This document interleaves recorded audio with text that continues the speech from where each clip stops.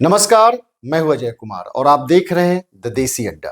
हमारे साथ हैं द देसी अड्डा के वरिष्ठ संपादक राकेश तिवारी जी। क्या राज्यसभा के 5वीं सीट पे उपेंद्र कुशवाहा की प्रतिष्ठा दांव पे है? अमरिंदरधारी सिंह के नामांकन के बाद उपेंद्र कुशवाहा की क्या स्थिति होगी, आज इसी पर हम चर्चा करेंगे और विस्तृत जानकारी लेंगे राकेश जी से। तो आइए बात करते हैं और समझते हैं पूरा गणित। क्या होगा उपेंद्र कुशवाहा जी का? देखिए अजय जी, सबसे पहले दर्शकों को ये समझना चाहिए जी कि उपेंद्र कुशवाहा राज्यसभा के 5वीं सीट के लिए चुनाव लड़ रहे हैं। 4 सीटों का मुकाबला कोई नहीं है। 2 सीट जनता दल यूनाइटेड को और 2 सीट बीजेपी को जा रही है। नितिन नवीन और शिवेश कुमार राम ये बीजेपी से जा रहे हैं और नीतीश कुमार और रामनाथ ठाकुर ये जनता दल यूनाइटेड के कोटे से जा रहे हैं। जी 5वीं सीट है। 5वीं सीट पर उपेंद्र कुशवाहा का राज्यसभा जाना कितना मुश्किल है, कितना आसान है, इसी गुना गणित को हम लोगों को समझना है और दर्शकों को समझाना है। जी तो देखिए, यदि 5वीं सीट के लिए जो लड़ाई होगी उसका गणितीय फॉर्मूला क्या कहता है? एक सीट के लिए 41 कैंडिडेट, मतलब 41 मत चाहिए विधायकों के। तो ऐसे में यदि एनडीए का आप पूरा गुना गणित देखते हैं तो 4 सीटों के बाद, 4 सीट जो राज्यसभा के उसके चयन हो जाने के बाद 2 विधायक बचेंगे बीजेपी के पास और 2 विधायक बचेंगे जनता दल यूनाइटेड के पास। आरएलएम के पास 4 विधायक हैं, चिराग पासवान के पास 19 है और जीतन राम मांझी के पास भी 5 है। कुल मिलाकर 3 और विधायक चाहिए विपक्ष के, जी मतलब जो एनडीए के नहीं है। यदि पूरा एनडीए एकजुट होकर उपेंद्र कुशवाहा के पक्ष में मतदान करता है, उसके बावजूद 3 सीट और चाहिए और इसीलिए इधर का मामला फंसा हुआ है। अब आइए आरजेडी के जो कैंडिडेट हैं अमरेंद्रधारी सिंह, उनका भी समीकरण समझ लेते हैं। महागठबंधन के जो कुल हैं, यदि उसमें एआईएमआईएम के 5 विधायक और भाजपा के 1 विधायक को जोड़ दिया जाए तब जाकर उनकी संख्या 41 की पहुंचती है। यानी कि एनडीए को छोड़कर पूरा विपक्ष यदि एकजुट हो जाए तब जाकर आरजेडी के जो प्रत्याशी हैं वो जीत पाएंगे। अब देखिए, राज्यसभा का चुनाव होता है, कुल मिलाकर देखा जाए तो कैसे होता है सब लोग जानता है। बिल्कुल। तो पैसे का जोर भी चलेगा, साम दाम दंड भेद सारा है, सब कुछ चलेगा। लेकिन इस बीच एआईएमआईएम ने कह दिया था कि वो आरजेडी के कैंडिडेट को समर्थन नहीं देंगे।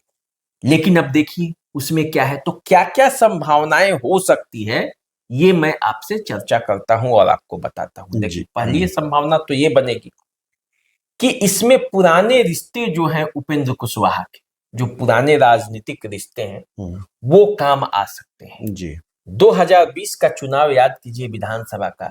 उपेंद्र कुशवाहा किससे मिलकर लड़े थे?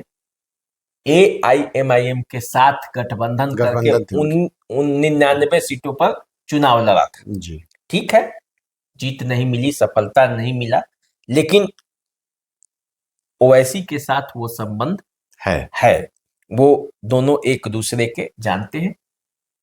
उपेंद्र कुशवाहा हार्डकोर हिंदूवादी नेता नहीं है जैसे कि बीजेपी के कई नेता हैं। जी तो एआईएमआईएम के विधायकों को या उनको कहीं उपेंद्र कुशवाहा के लिए समर्थन कर दे तो वो अंतिम समय में आप देख सकते हैं। यदि समर्थन नहीं करते हैं तो भी एक रास्ता निकाल सकते हैं। यदि रिश्तों की बात होगी तो वो जो पहले भी बता चुके हैं कि हम बाइकॉट कर जाएंगे। तो यदि एआईएमआईएम के विधायक सदन से बाइकॉट कर जाते हैं, वो न वोट देते हैं न ये करते हैं, तब 40 हो जाएगी विधायकों की संख्या की जरूरत होगी। तो एक तो ऐसे ही मैनेज हो जाएगा, तब चाहिए 2। ऐसे में ये कहा जा रहा है कि कुछ विधायकों का इंतजाम जनता दल यूनाइटेड और कुछ का उपेंद्र कुशवाहा खुद कर सकते हैं विपक्ष के नेताओं के साथ। जैसे एक बीएसपी का कैंडिडेट जो जीते हैं उनको मिलाया जा सकता है कांग्रेस के 3 विधायकों पर नजर है। देखिए, वाल्मीकि नगर से जो सुरेंद्र प्रसाद जीते हैं जी, वो 2020 के चुनाव में आरएलएसपी के कैंडिडेट रह चुके हैं, यानी कि उपेंद्र कुशवाहा के कैंडिडेट रह चुके हैं। तो संबंध आप समझ सकते बिल्कुल। हैं कि कैसा काफी होगा। पुराना संबंध है, काफी पुराना संबंध है, तो वो काम उसका कर लाभ सकते इनको हैं। मिल सकता है। हाँ। दूसरा, मनिहारी के विधायक मनोहर प्रसाद सिंह जो है वो जनता दल यूनाइटेड के पुराने नेता रह सकते हैं, तो नीतीश कुमार के प्रभाव का लाभ यहाँ मिल सकता है। और फारबिसगंज के विधायक मनोज मंजिल हैं, वो भी जनता दल यूनाइटेड में रह चुके हैं, तो उनका भी लाभ मिल सकता है। तो इन 3 विधायक हो गए, बीएसपी के विधायक हो गए। यदि वो बाइकआउट कर गए तो उपेंद्र कुशवाहा की संभावनाएं हो सकती हैं। यदि ये भी नहीं हुआ तो 3 वोट को इनवैलिड भी किया जा सकता है। इनवैलिड कैसे होगा? राज्यसभा के चुनाव में जो हमारे सूत्र हैं वो बता रहे हैं कि ऐसा नियम है कि कार्यकर्ता जो पार्टी का प्रतिनिधि होता है उसको वोट देने के बाद विधायक को दिखाना पड़ता है, जो चुनाव प्रतिनिधि होता है जी, तो जिस पार्टी का जिसको होता है उसको वोट देके उसको दिखाना होता है। यदि उसको नहीं दिखाया तो वोट इनवैलिड माना जाता है, और यदि उसके अलावा किसी दूसरे को भी दिखा दिया तो भी तो उसका फिर वोट इनवैलिड invalid हो जाएगा। जब वोट इनवैलिड हो जाएगा तो विपक्ष के प्रत्याशी के वोटों से इसकी संख्या ज्यादा हो जाएगी, अपने आप चुनाव जीत तो जाएगा। कई तरह की संभावनाएं तो जो है खुली हुई है। ये संभावनाएं हैं। जी। अब अमरेंद्रधारी सिंह जो है वो बड़े पूंजीपति माने जाते हैं, तो ऐसे में संभावना है कि वो विपक्ष के जितने भी बड़े बड़े विधायक हैं उनको अपने पाले में जोड़ सकते हैं। राज्यसभा के सदस्य वो हैं भी।